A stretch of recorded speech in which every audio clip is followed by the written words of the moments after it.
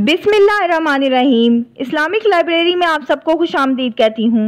Video देखने के लिए मेरे चैनल को सब्सक्राइब कर लें और बेल आइकॉन को ज़रूर क्लिक कर दें ताकि मेरी आने वाली वीडियोस का नोटिफिकेशन आपको वक्त पर मिलता रहे। सूरह बकरा में अल्लाह ताला ने अपने खलील हज़रत इब्राहीम अलैहिस्सलाम का उस सरकश जालिम बादशाह से मनाजरा बयान फरमाया है जिसने रब होने का दावा किया था। हज़रत इब्राहीम अलैहिस्सलाम ने उसकी दलील को गलत साबित कर दिया, उसकी जहालत और कम अक्ली को आश्कार कर दिया, दलील के मैदान में उसका मुंह बंद कर दिया और उसके सामने सीधा रास्ता वाज़े फरमा दिया। बाज़ मुफस्सिरीन फरमाते हैं कि यह बादशाह बाबुल का बादशाह था जिसका नाम नमरूद बिन कनान बिन कोश बिन साम बिन नू था। ये शख्स पूरी दुनिया पर हुकूमत करता था क्योंकि उलमा के कौल के मुताबिक 4 बादशाहों ने पूरी दुनिया पर हुकूमत की है, जिनमें से 2 मोमिन थे और 2 काफिर। मोमिन तो जुल्करनैन और सुलेमान अलैहिस्सलाम हैं और काफिर नमरूद और नज्द नसर हैं। उलमा फरमाते हैं कि नमरूद मुसलसल 400 साल बादशाह रहा। उसने सरकशी, जुल्म और तकब्बुर का रास्ता इख्तियार किया और आखिरत की बजाय दुनिया का हसूल पेश नज़र रखा। जब उसे हज़रत इब्राहीम अलैहिस्सलाम ने अल्लाह वहदहू ला शरीक की इबादत की दावत दी तो उसने जहालत और गुमराही की वजह से खालिक का इनकार कर दिया। चुनांचे हज़रत इब्राहीम अलैहिस्सलाम ने उससे बहस की। उसने अपने रब होने का दावा किया तो हज़रत इब्राहीम अलैहिस्सलाम ने फरमाया, मेरा रब जिंदा करता है और मारता है।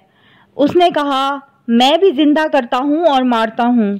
कतादा और मोहम्मद बिन इसहाक रहमतुल्लाह अलैहिम बयान करते हैं कि उसके सामने 2 आदमी पेश किए गए जिनके लिए सजाए मौत का फैसला हो चुका था। उसने एक को कत्ल करने का हुक्म दिया और दूसरे को माफ़ कर दिया। इस तरह उसने ये फरेब दिया कि उसने एक को मौत दे दी है और दूसरे को ज़िंदगी बख्श दी है।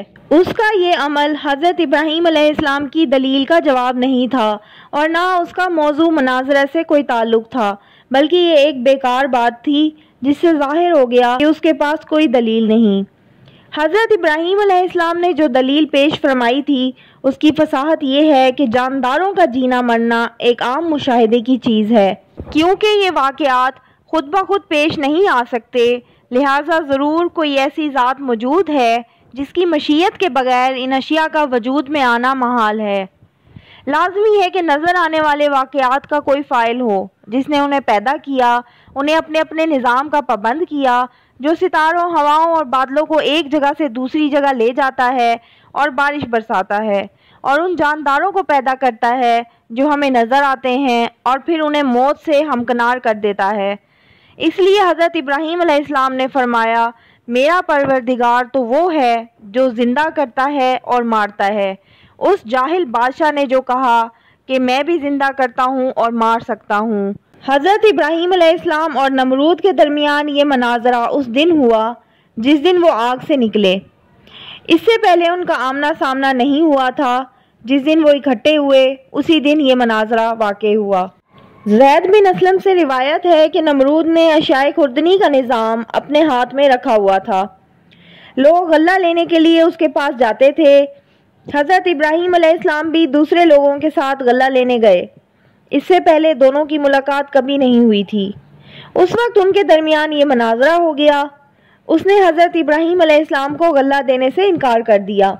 जब आप घर के करीब गए तो दोनों बोरे मट्टी से भर लिए और दिल में सोचा कि जब मैं घर पहुंचूंगा तो घर वाले मुतमईन हो जाएंगे। घर पहुंचकर उन्होंने बोरे उतारे और खुद सो गए। आपकी ज़ौजा मोहतरमा हज़रत सारा अलैहिस्सलाम उठकर बोरों के पास गईं तो देखा कि वो उम्दा गल्ले से भरे हुए हैं। उन्होंने खाना तैयार किया। जब हज़रत इब्राहीम अलैहिस्सलाम बेदार हुए तो देखा कि खाना तैयार है। उन्होंने पूछा, ये खाना कहाँ से आया है? ज़ौजा मोहतरमा ने फरमाया, जो आप लाए थे उसी से तैयार किया है। आप समझ गए कि ये अल्लाह ताला ने मौजज़ाना तौर पर अता फरमाया है। ज़ैद बिन असलम ने फरमाया, अल्लाह ताला ने उस जालिम बादशाह के पास एक फ़रिश्ता भेजा जिसने उसे अल्लाह पर ईमान लाने को कहा। उसने इनकार कर दिया।